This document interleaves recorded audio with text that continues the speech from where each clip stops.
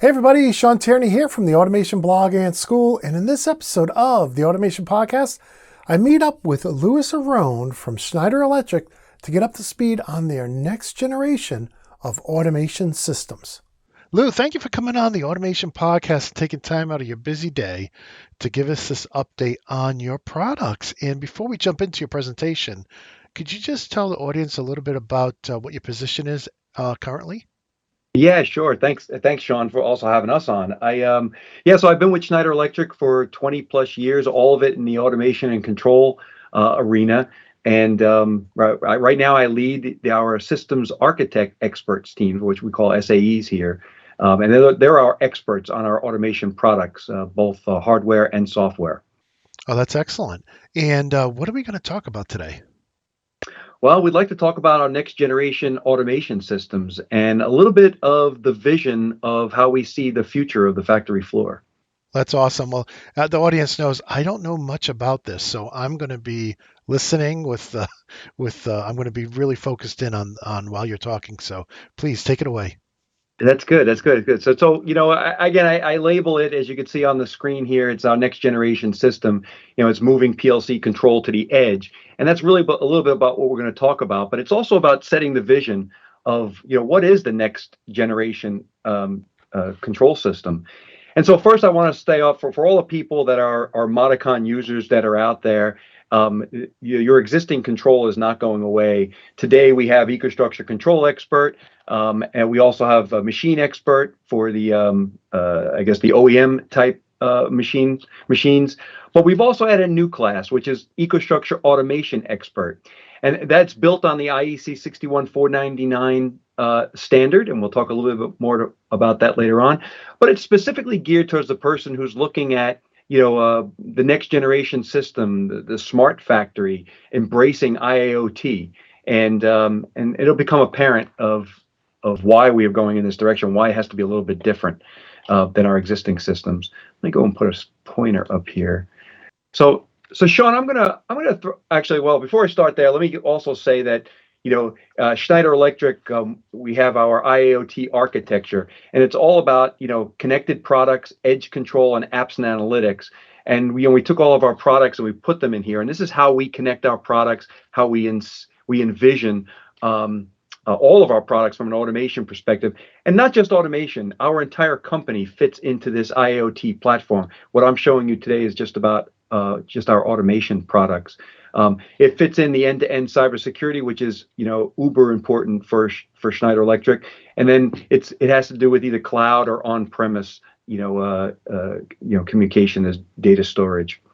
But when we look at this, we've been hearing about IoT in the world and in Industry 4.0 for many years, and we took these products and we kind of classified and put them into these classifications: products, connected products, edge control, apps, and analytics. But did we really do something extremely revolutionary? And the answer is no, right? We took our products, we can connect things, and how we design and allow our products to communicate to each other is nice, but it hasn't really drastically changed what's on the factory floor. And that's really what I wanted to talk to you a little bit about today. Is about the factory floor. So I have a question for you, right? Before we start and get into it, right? So you're a guy that's been involved with automation, and have you thought about what the factory floor looks like in 5-10 years? Is it different than what we have seen for the last 50 years? It's funny you asked that, because I'm asking a lot of people that question. So I have been thinking about it, but I'm really more interested in what your vision is, because we have several people coming on to talk about that. So you get to be the first. So what are your thoughts on that? Yeah, so it's great. So a lot of customers are in the same boat, right? They're not really sure where we're heading with the smart factory, and are very cautious. There are a few customers out there that are looking forward. Okay, what is that next technology? How are we going to change things? So let me take a look at this first. The future is not the same, right, that we've been doing for the last 50 years. We look at technology and how it's changed, right, especially on the factory floor, but even in our lives, everywhere in our lives, things have changed. They've become smarter. And so today we have a very hardware-centric view of the factory floor. Everything's around the hardware. Everything's tightly coupled. It's very proprietary. We don't see the future that way. We actually see the future where everything is much more open. Everything is much smarter. Everything is based around software and not exactly the hardware. And so that's what we're going to really talk about. And again, Industry 4.0, we're going to look back. And yeah, we've been talking about this for a number of years, but we'll look back in history and think about today as probably being maybe the start or the beginning, the very beginning of what Industry 4.0 really means to the industry. And again, we'll talk about that. So here's an example of a PLC system today, right? It's been this way since Modicon invented the PLCs, back in the 1960s, 1970s, and the first PLC came out. Again, central PLC, I have remote I/O that's out here. The I/O is all connected, hardwired to, some I/O module. Yeah, we have used and added Ethernet in some form. And other networks in some form. But the concept is all the same, where you have to go out, you have to pull this device, you have to grab information from this device and bring it back to a centralized PLC. That centralized PLC processes this data and then sends it back out. Again, it just that's the way we've been doing it for many, many years. There have been some advances, but not a tremendous amount of advances. But when you look at products, and this happens to be a Schneider Electric Thesis Island, it's a motor starter product. This is where we're heading. Now, this is not part of our offering today, but will be in the future. This is a motor starter. It's a bunch of motor starters ganged together. And instead of having the traditional, control wiring and the auxiliary wiring and any kind of other information you want to get, you have to add wiring to it. This is you stick an Ethernet a module right at the front. You pile these motor starters together, and the only wiring you have is the motor starter wires in the back. Very clean, very efficient. You get a ton of data, right? So you control through Ethernet, you bring back status and all kinds of advanced analytic type information that you can bring back from your motor starters. Makes for things to be very clean.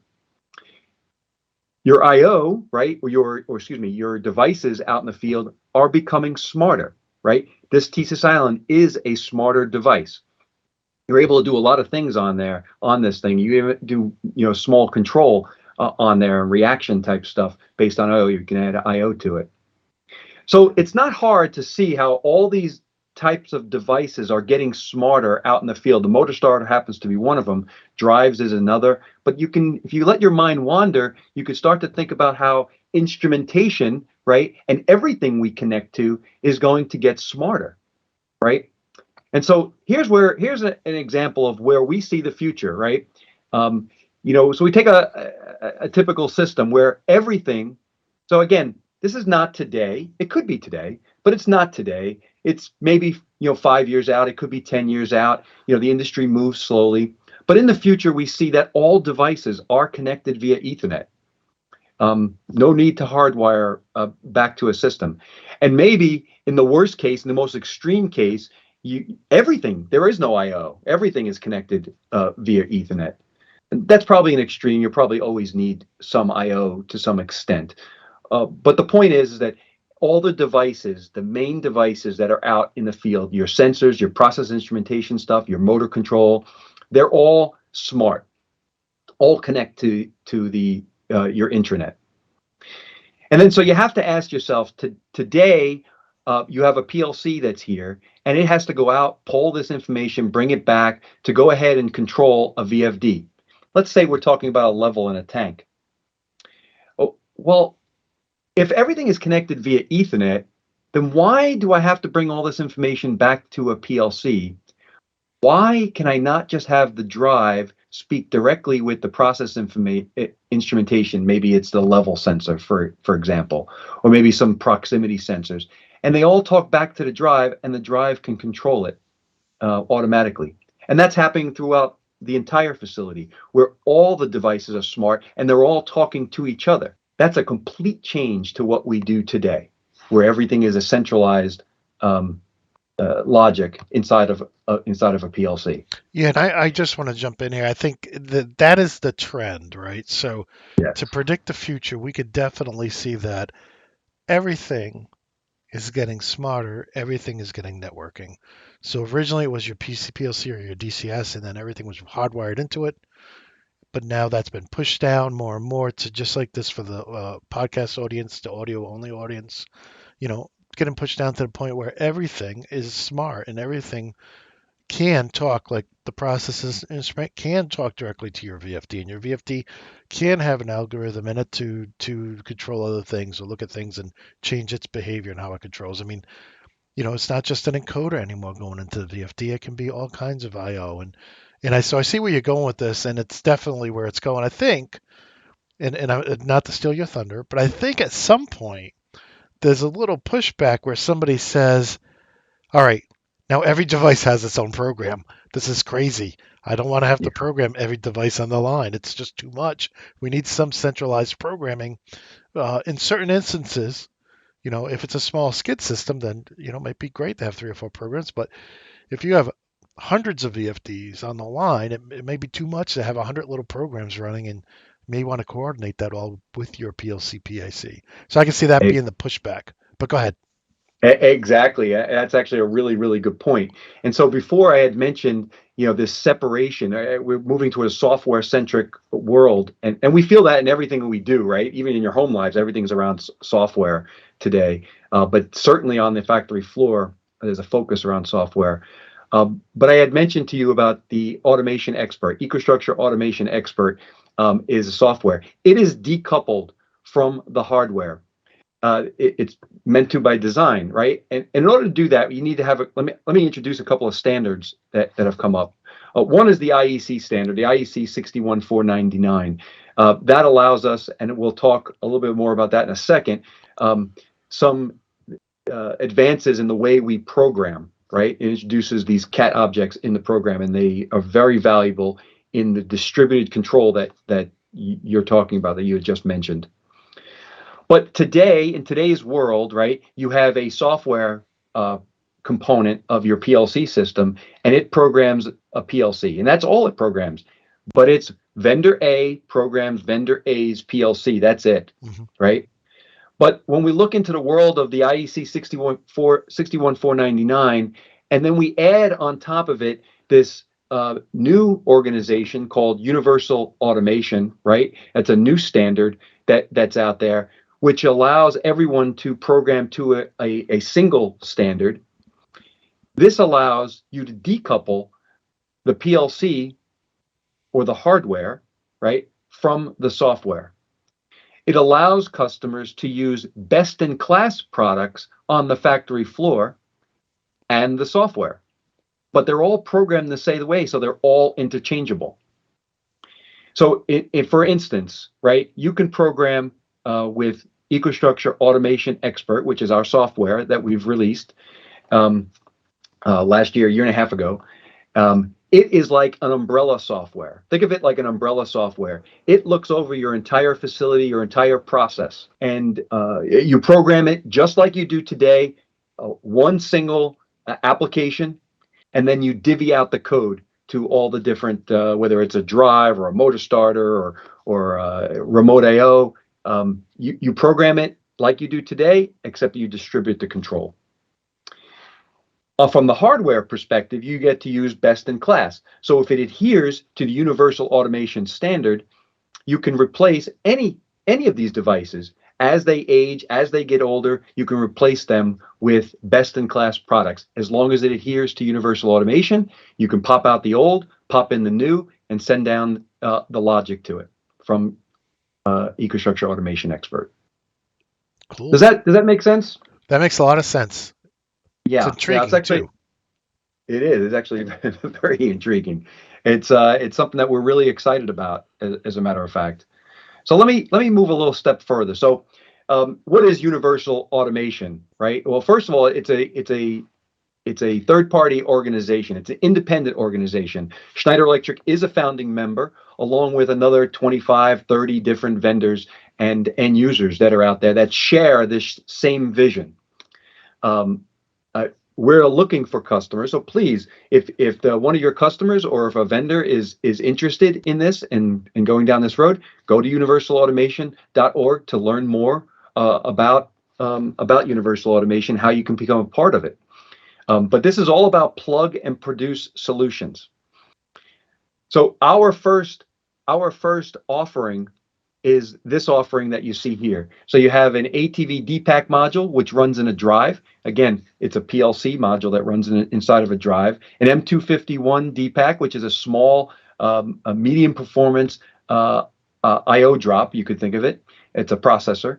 The M580 Dpack, this is a high performance PLC for distributed control. And it also runs on a soft Dpack.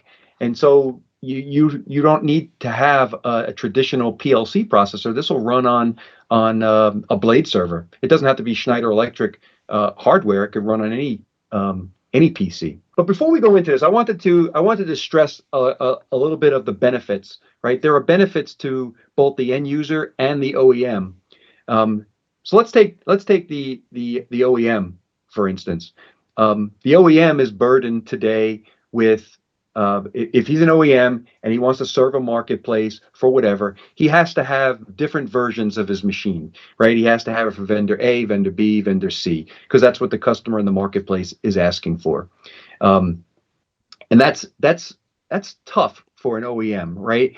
Because they have to have someone on staff to not only design, but to support 3 different versions, 4 different versions of their machine for PLC. They have to have software, expertise, and then to be able to service it in the field. So in a lot of cases, you can maybe they upcharge a customer to do it in a certain vendor's PLC, but it's not really their go-to PLC, for example. Think about the support afterwards. They may do it once, but then the guy calls them 2 or 3 years later. How does he handle that? It's very expensive and it's probably scary for an OEM. If enter the world of universal automation, enter the world where you have a single software package that's out there. You can have an OEM develop a machine that has smart devices on it. He tests it with, say, a soft Dpack. He doesn't have to give that soft Dpack to his customer at all and supply it. He just has it as a test machine on the side. He tests his machine. They're all smart devices. And then he can give it to the customer and say, hey, here's your code. This runs. It's already proven. You can run it wherever you want to run it. You can run it on a PLC device. You can run it on the individual instrumentation devices, whatever, soft PC, whatever you want to run it on, Mr. Customer. He only has to develop the logic and the code and the application once. That's it. And he gets to reuse it. And think about how that frees up the time for an OEM. Now they can spend their money and their energy making their machines better, right? Innovating on their machine of what they're doing. That makes them more profitable. From the end user perspective, it's the same. It's kind of the same thing, except in reverse. I'll take an example of a big oil and gas refinery, and you think about an oil and gas refinery. They may have, like, say, 40 different refineries around the globe. And if you look at the lifespan of an automation system, it's somewhere between 20 and 30 years. So let's say on average, they install systems and they're about 20 years. And the math works out easy for me. That means that an oil refinery has to do a major upgrade every 6 months around the globe. Think of the energy, the money, and the risk that goes into having to shut down an oil refinery to do an upgrade of their system, and they have to, redo all the I/O that's out there. The entire control system has to be gutted, and they have to rewrite all that control. When at the end of the day, when they start it up again, they're doing the same thing that they did yesterday, which is, do oil, right? Whatever their business is that they're doing the same exact thing. Yeah, they got some more benefits out of it. They probably get some more information off of it. They probably improve the process, but they're in this cycle of every 20 years having to do a major upgrade, and that costs a lot of money. In this scenario, in this scenario, as products aged in the field, all they would have to do is just replace it with another universal automation device that's out there, and then the software will download to it. Again, disconnecting the hardware from the software has a lot of advantages to an end user. They no longer have a system that would be out of date per se, or aged or obsolete. It's constantly changing, and it's able to constantly change because you're right, there's no direct coupling of the software and the hardware. So again, looking towards, driving towards 100% effectiveness, right? Which is decoupling. This is what we have today, which is a tight coupling of the applications to the PLCs. I can't, even today when I have Control Expert, which is my software, and you can think of, other vendors have the same exact thing. When you program, it only programs our PLCs. Sure. Right? In the future, that changes, right? That changes where my software, if you were on my software, you can program my PLC or you can program other people's PLCs. And by the way, we're doing that today. We have a couple of test projects that are out there that we have multiple vendors running EcoStruxure Automation Expert. It's not just the Modicon stuff. So we're not just talking this game and it's vaporware. It's actually happening today. This is, and again, Go ahead. No, I was going to say, this is what I like to think of this as when I'm talking to either viewers, listeners, or vendors. Is it's really an Android model. If I create an app for an iPhone, it only works for an iPhone.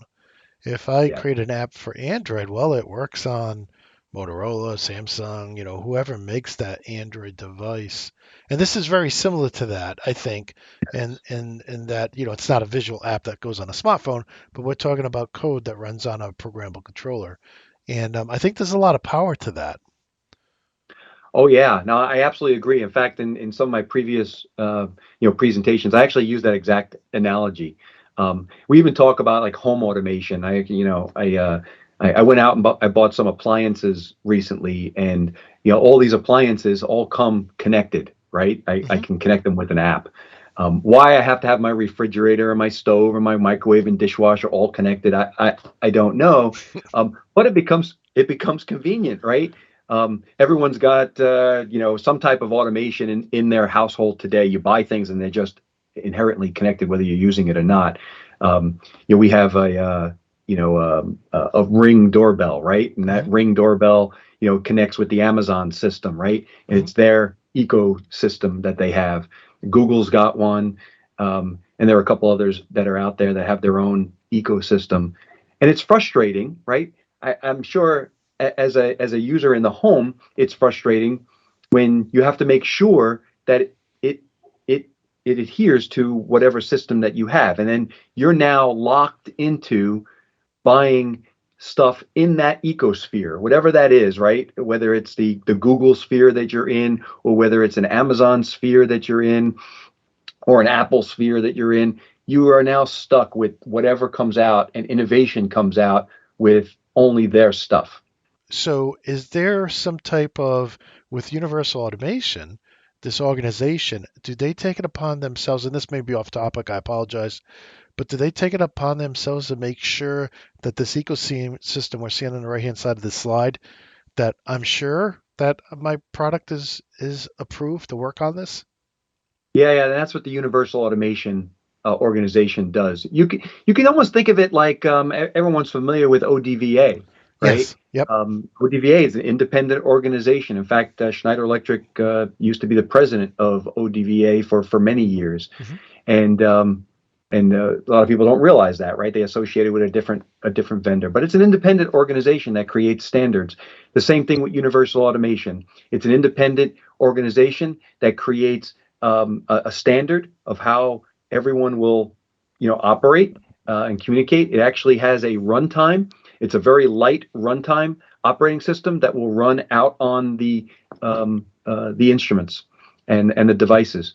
And the software is a set of rules, and so anyone can write the software and anyone can write the hardware. And once you become part of that organization, all that stuff is given to you. Yeah, if there's any newer engineers I probably should spell this out. If there's any newer engineers listening, ODVA, Open Device Vendors Association, they did things like, I believe, like Ethernet IP would be in their bucket, right? Yes, Okay. absolutely. So just so if there's anybody not familiar with that, um, us older folks, we know, we kind of could tell you the whole story of the evolution of that. But go ahead, Lou. I don't want to go too deep into that. Yeah, no. It's absolutely great. But in order to do this, in order to open up the factory floor like we're talking about, you need to have standards, right? Even look in your own home. I use this example all the time. Also, we all have a television, right, in our room, in our living rooms. But surprisingly, there's not a camera on that TV. You would think if we were looking at the Jetsons age, right, where you were able to call grandma on the television and everyone's sitting in the living room and talking to each other. Today we do that on our phones and stuff, but you can't do it on the TVs. Well, you can't do it because there's no standard, right? Television manufacturers aren't going to go ahead and start putting this stuff when the software is not standardized, the way of communication is not standardized. Like I have an Android phone myself. My rest of my family has Apples, and I can't FaceTime them. It's frustrating, Yeah. right? It's frustrating. And so the world, and it's slowly occurring. So when we talked earlier about you talked about networking. Think about the early days of Ethernet, right? There were many different types of Ethernet that were out there. And it was very frustrating. As an automation engineer, you had to realize, okay, wait, is this ArcNet that's out there? Do I have NetBIOS that's out there? What other Painful. Ethernet do I have? What's the medium? Is it coax? Is it Exactly. is it 10 base T? You had to figure it all out. Today, you talk about it's on Ethernet. It's just for granted, right? Everybody knows that it's TCP/IP, right? It's easy.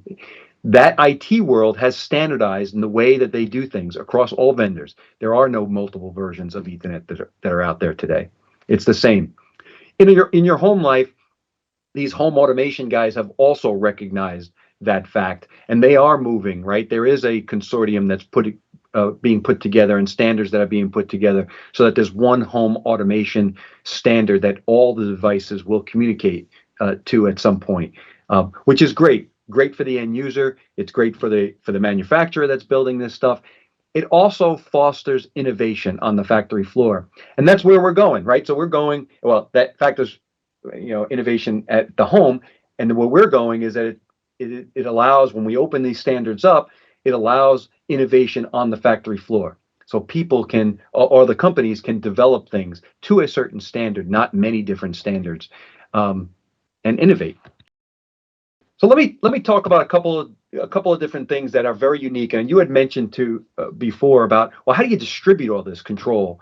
Well, we introduced something called a cat object model. And what this is, and simply, it's an object.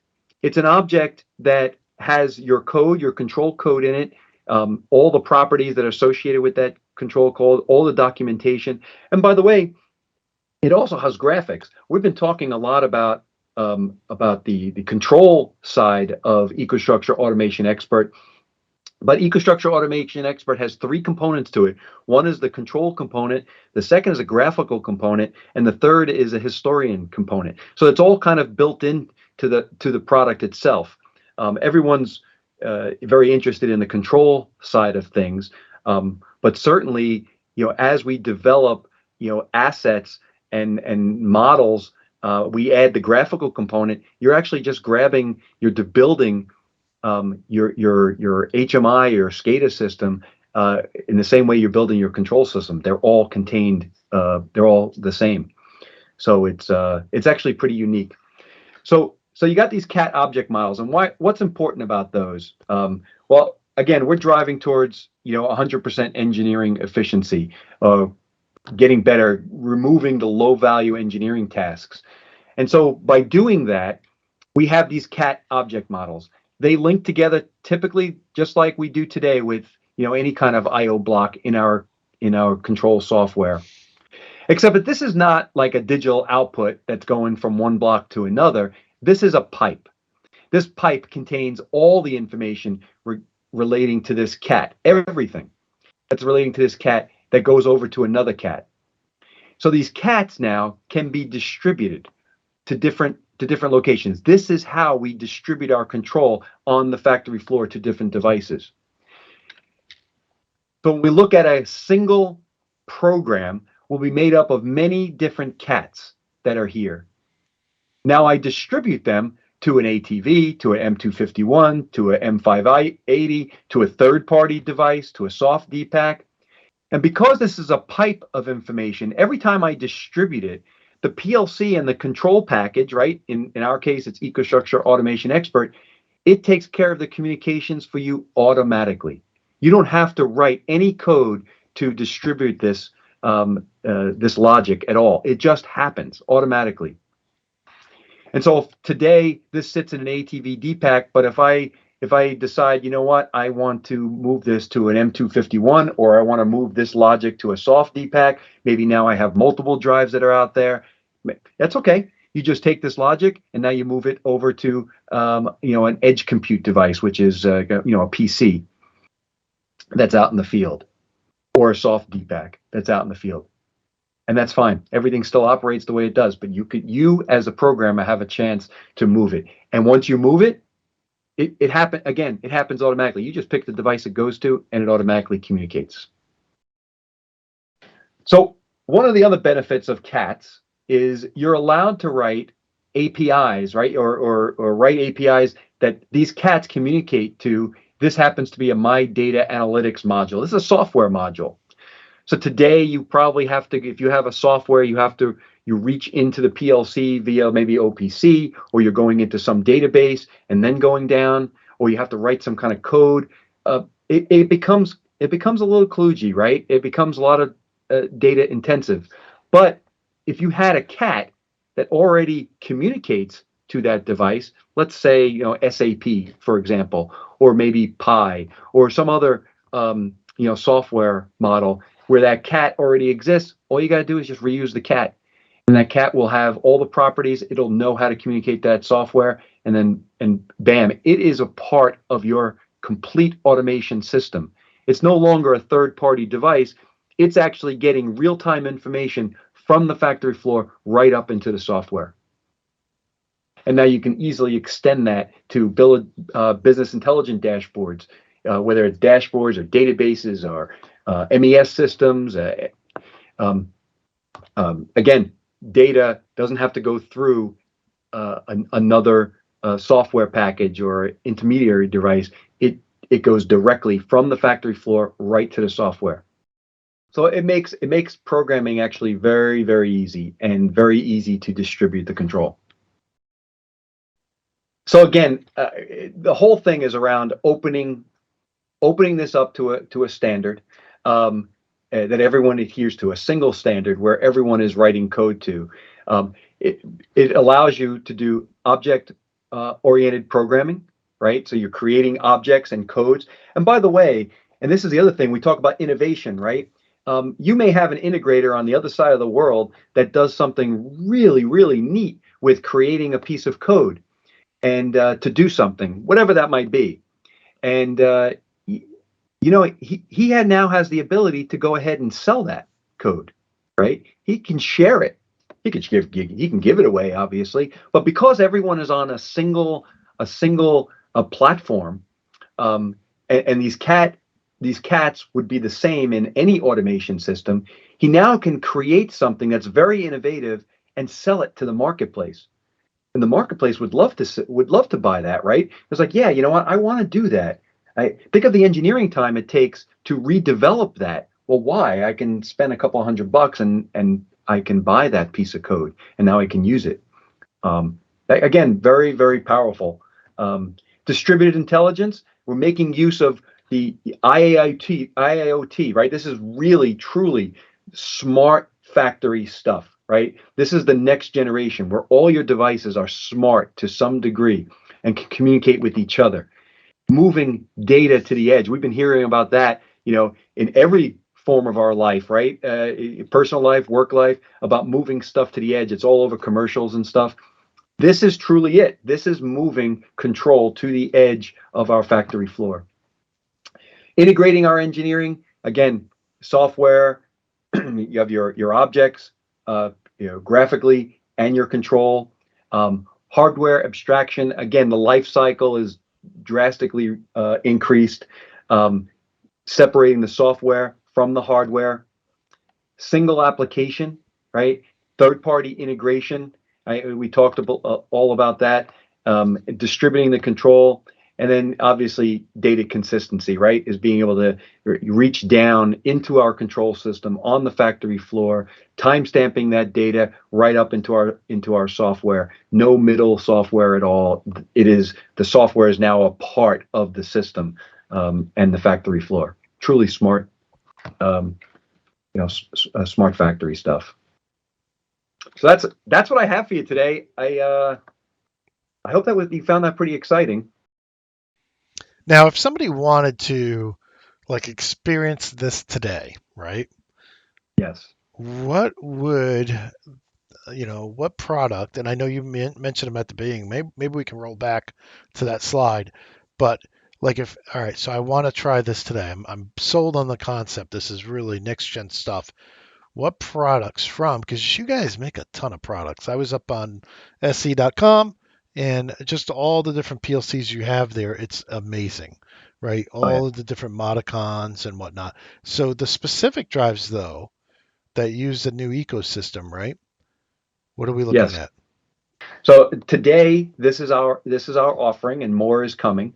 So it's again around the drive, two ranges of PLCs, which are distributed control, single rack items, right, to distribute your control all over the place, and then a soft Dpack, which is again a distributed control, could sit on a PC. We can say our PC, and we hope you buy a Schneider Electric industrial PC, but you can run it on any PC. Now, so if it says Dpack in the name, that's exactly right. That's distributed. Okay, and then the name of the development software. EcoStruxure Automation Expert. EcoStruxure Automation Expert, EAE. All right. EAE. So, yep. EAE. So that's the difference, because some of, as you showed previously, you have a lot of different software packages today. Some is for the legacy stuff, but that's what we're looking at. That would be what you would program. Now, IEC 61499. I think we're all familiar with 61131. Yes. But this is what you're saying is everything that you've talked about is aimed at that 61499. Is that correct? Yeah, the 61499 introduces the CAT object model and how it distributes the control to the edge. And so that's the basis of it. The universal automation takes it a step further, right? And allows the whole basis around that is a single vendor, single operating system, right? Plug and produce, best in class. That's where that's what drives. That's where vendors can join in and say, look, we want that official stamp that we're part of this ecosystem. We work. So we join the universal automation. We become part of that organization, like ODVA was for networks, and they can be part of that, ensuring that their products will interact with the other products and officially be supported. That's exactly right. So again, you mentioned the IEC 1131 software. We're all the PLC vendors are on that standard today, but none of them can talk to each other, right? Yeah. So in addition to the 61499, which introduces a lot of different concepts, including, by the way, the IEC 1131 is still a subset of the 61499. Right. But the universal automation is the part that allows everyone to be on a single set of rules, right? A single how we develop and how we distribute, and that's the sauce, right? That's the magic that allows things to happen. This is the stuff that's underneath the hood, but the universal automation, if everyone is on that single, everyone's speaking the same language, so to speak, then everything becomes interchangeable. Excellent. And that's really where we're heading. And that's universalautomation.org if you're listening and not viewing. And if you're going to Schneider Electric's website, they have a great short URL, SE for SchneiderElectric.com, which I love because it's so easy to type in. Yeah. And you'd be looking for the Dpack those that we just talked about, those products there. Yep. Yeah, those are Um, distributed process automation controllers, and that's what the DPAC stands for. Perfect. Well, Lou, anything else you want to cover today in this podcast? Uh, Not really. I mean, I think I went through it. I think it's fairly clear what our vision is.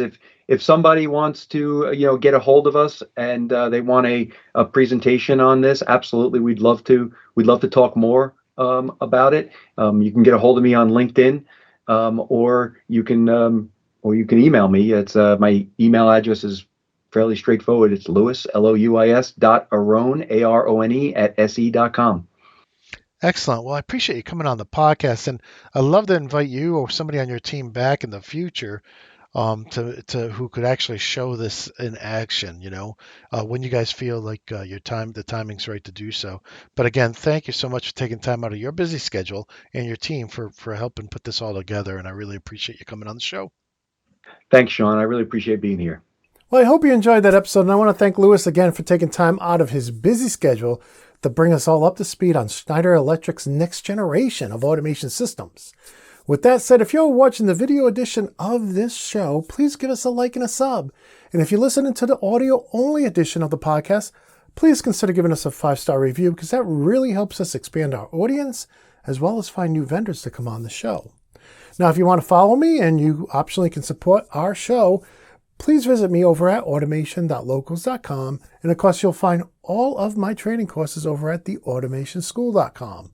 With that said, I want to thank you all for watching again and wish you all a very happy, safe, and healthy week. And until next time, my friends, peace.